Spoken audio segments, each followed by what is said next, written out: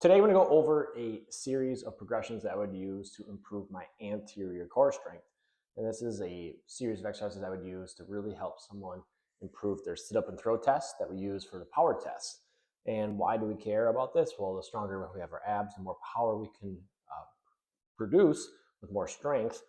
And we want to be able to keep our rib cage down in that closed scissor position, which helps us transmit force more efficiently through the golf swing. So the first level that I would do is a sit-up progression, okay? And for someone who can't do a sit-up at all, what I would do is tie a band to something anchored in front of me, like a pull-up assisted band. I could use something like a TRX strap in front of me. And you're just gonna use something that when I wanna do a sit-up, I can assist myself, but you only assist to the degree that you need help. Don't give yourself too much assistance, because then you're not going to be using the core muscles, the rectus abdominis, some of the obliques here when we're doing this, and also it's going to be a hip flexor strengthening exercise as well as the iliopsoas, right? So level one is using assisted sit-up, and you use a strap band, just enough assistance to get yourself up, but you want to try to use this the most. The next one we would do then is you're going to come up with no weight, but you can start with doing a hand up, because I like to do a kettlebell sit up eventually. So you can simulate if I had a cup of coffee, when I sit up, I don't want it to dump. That cup of coffee has to keep pointing up at the ceiling the whole time. So I sit up and I come back down and control. So that's going to be a non-weighted version of it, all right? And then what I can progress it to is taking a kettlebell, and you obviously can progress the different weights of kettlebells, but it's the same motion. Imagine you have that coffee cup.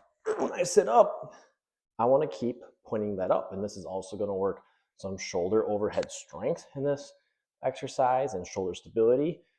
But then you go down and you got to control. So now I'm adding load to a traditional sit-up by doing it one arm, come on up, and you're going to come back down. So this is a simple 1, 2, 3 progression that I might use with someone to start building some anterior core strength, to work on our ability to crunch. So when we're doing a golf swing and we're pulling our arms down, we have a little bit of a crunch. And again, more so, we want to be able to keep that closed scissor position to transmit force. This is also right the preset to throwing to develop some of that lat strength. So when I'm doing a sit up and throw, I'm creating force through my abs, but also my lats. So it's an easy way to build a foundation or core.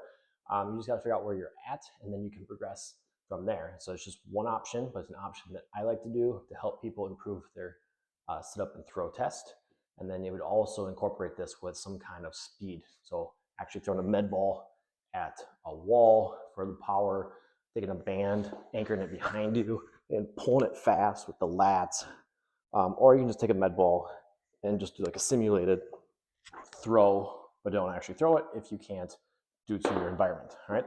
So those are just options that you can do, and you can leave a comment if you want to give this a try, and let me know if it helps you. Take care.